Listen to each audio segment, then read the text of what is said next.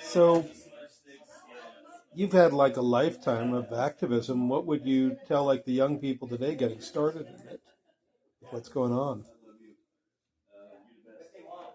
Go find some place and some group that's agitating, and see if you can't get into them. I started out with OCAD, Oregon Coalition Against the Draft. I had never done political work before. Yes. I had a glancing glow, glancing blow in Detroit. You're taking off. I don't know. He's still eating. All right. They might have to throw us out. You were saying though you had a glancing blow in Detroit. I was at the city hospital, and I had graduated, so I spent better part of 4 years in that hospital. Now I was an intern, my 5th year, and the city was Detroit was flooded from 1940 on with the Great Migration. The diaspora of 6 million black people moved out of the South between the First World War and 1970 as the number. 6 million. 6 million black people moved north. Well, they came. There was some waves, but they moved north so that the ones from Mississippi and Arkansas wound up in St. Louis, and then in Minneapolis and Chicago. The ones from Mississippi, they went right up the river. If you get over to Alabama, they went north and they went through Cincinnati and Cleveland and Detroit. Okay? They were attracted into Detroit during the Second World War to work in the plants because the white people all got drafted, and so they had to kind of make an exception. And so Detroit was full of black people that were just come out of the South. And the city of Detroit was not ready for this. They didn't like all the niggers. And so there was the city hospital whose budget kept getting cut and cut and cut and cut. So we are there. We've got a 600-bed hospital. We see 600 people a day in the clinic, and we see 600 a day in the emergency room. 600, mostly black, disadvantaged, barely speaking English, up from the South.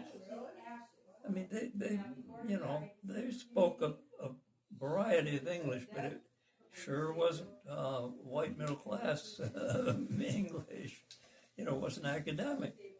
Anyway, so that was that. So we got the 600 beds, 600 visits, 600 clinic, and one fucking EKG machine.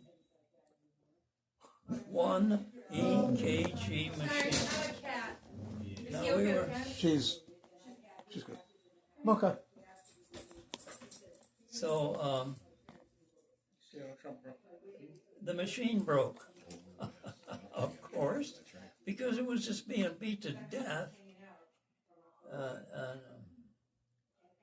And the city really wasn't doing anything about it.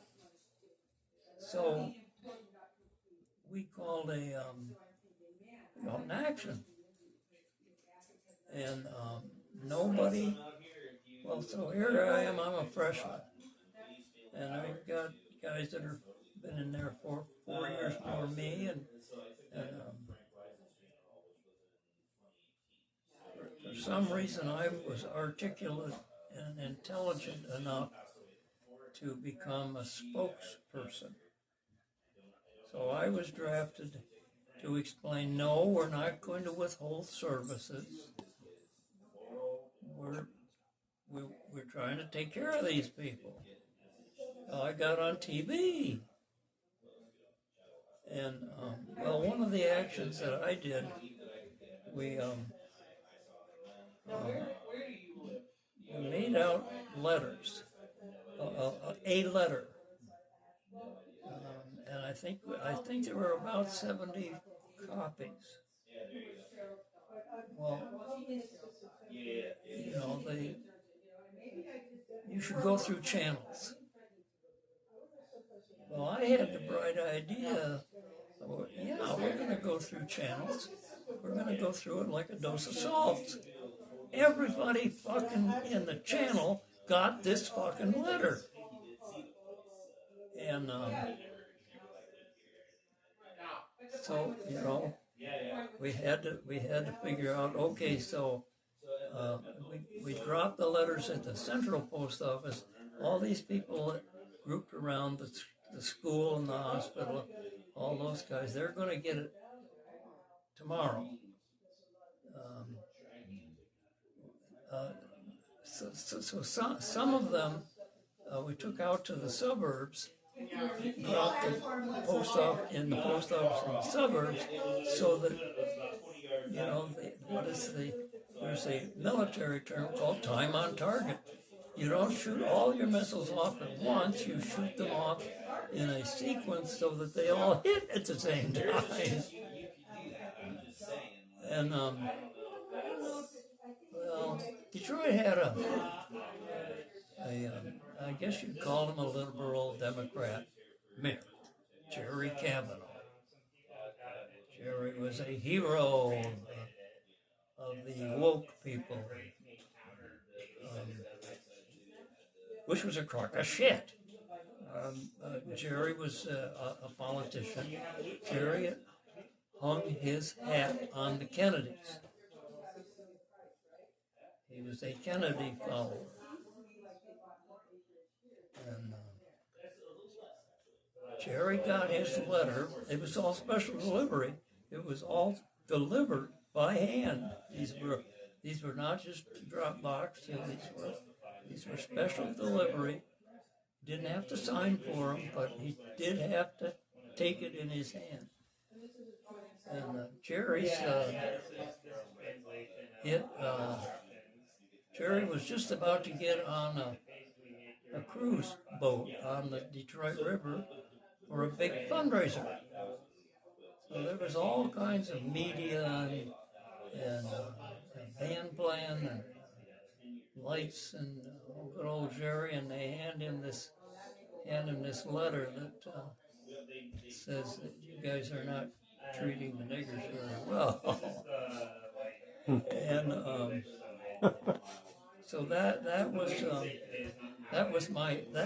was my first doing of any activity. And nothing. We had a house staff organization, but I didn't run for any office. I was just a mouthpiece. So, but anyway, yeah. So, OCAD was my first street politics, street activism effort. I did that about 3-4 years. Jimmy, you know, they were talking about draft registration. I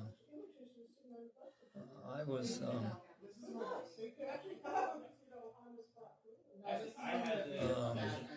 So that was the late 70s, and I started talking about draft registration, and I said to myself, I'm damned if I'm going to let my kids be subject to the Selective Service the way I was.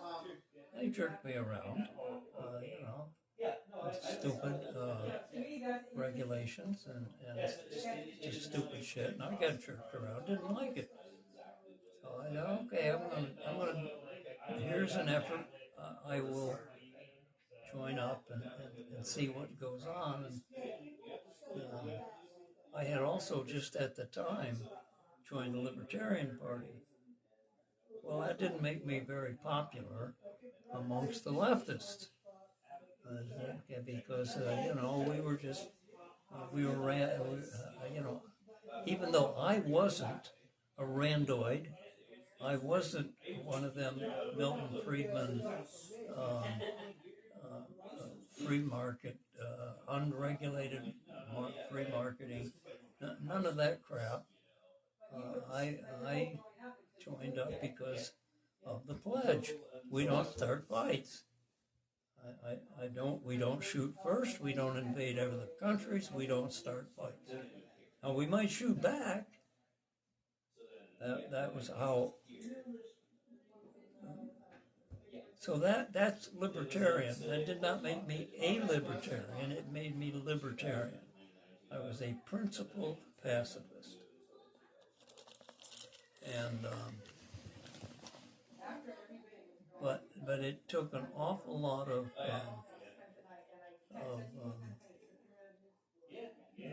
just scout work. I did scout work. I had a vehicle, had a '67 Chevy or GM panel van, so I could drive people around, lots of people, and I had enough money that I had beer, which also helps, in that age range. Aaron and I are heading out. All right. See you soon.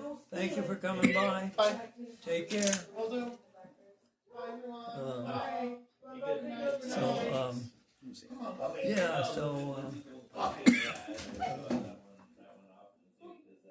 I just slugged along and did the work, and I didn't, I took some shit for being a libertarian, but for a while, and then people, I was never shy about saying I'm libertarian, but I didn't sound like a randoid, So, and that and the beer smooths the way. Well, then they got draft registration, so I was all done with that. And no, I'm not leaving. I'll be back. My next then followed right in '82.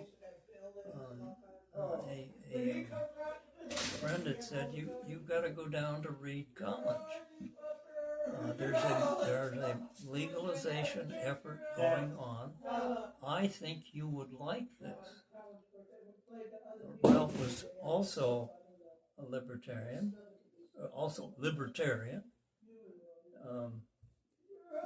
but he wasn't a party man. I guess that would say we were not party libertarians.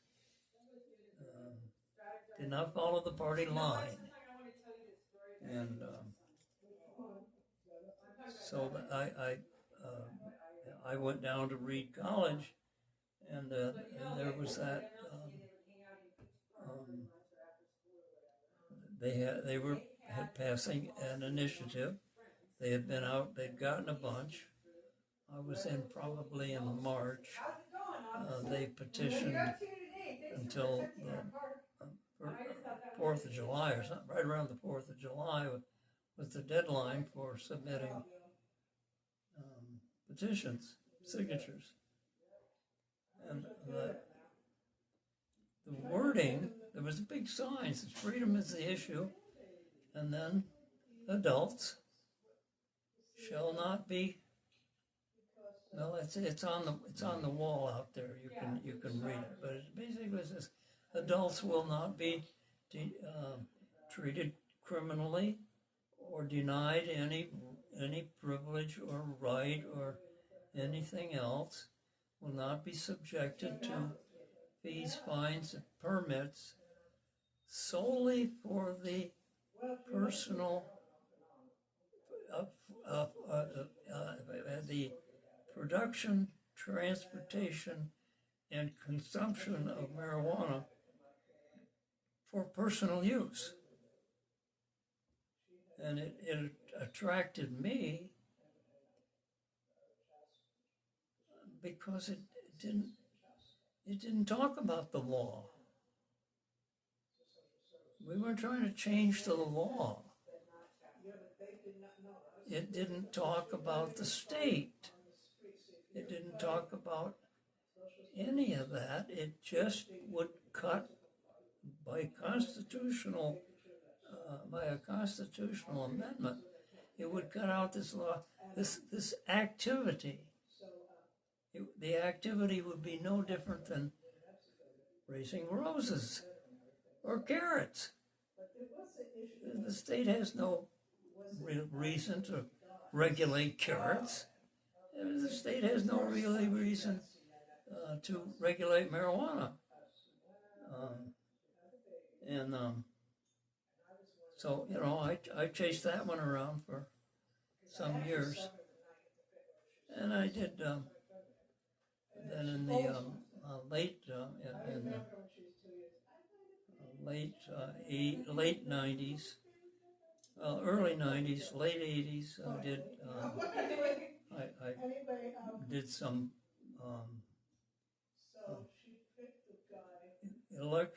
electoral work for the Libertarians. I ran for the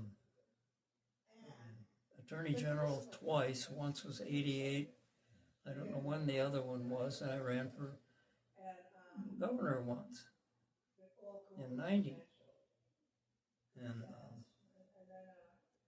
I ran as a Libertarian. Every time I had a thing in the voter pamphlet, that was my opening line. I do not advocate or support the initiation of force or violence for the achievement of social or political goals. So that I made that statement. And then I went on to talk about homestead exemption.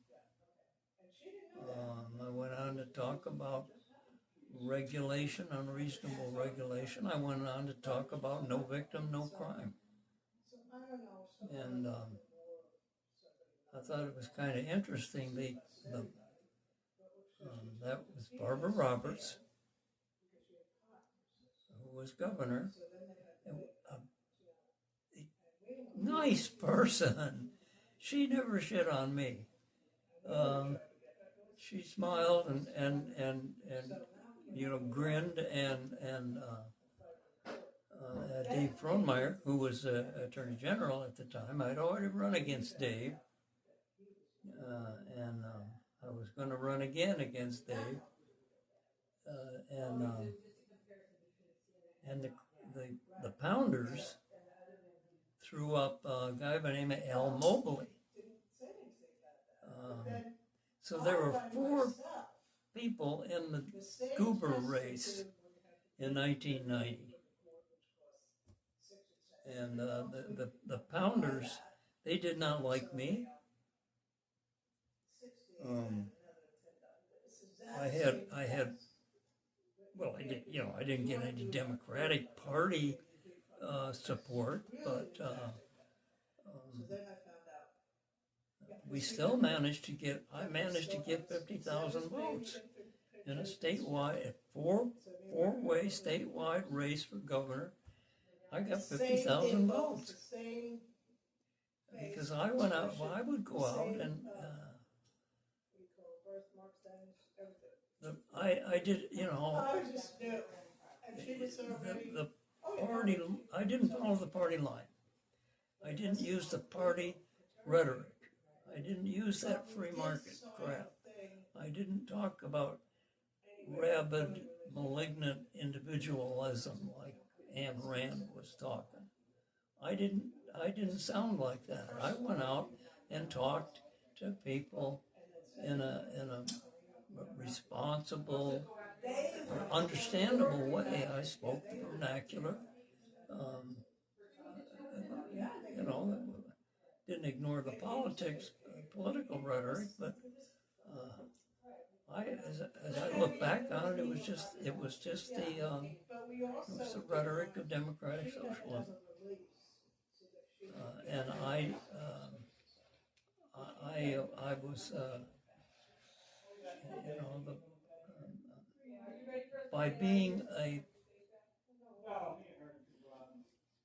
by saying we don't start fights, I cut myself out of a great deal of the political rhetoric on both the left and the right. I didn't call myself an anarchist, but that's basically what I was. I'm an anarchist. I ain't going to start a fight. I'm not going to shoot first. But we got problems. We got. Let me interrupt. Yeah. So I was thinking, today, yesterday, about the first time I saw you, or heard your name for that matter. So it was one of the two summers that you were, politicking. I think it was 88. As a lady, I was, at the shows and stuff, but yeah, I think.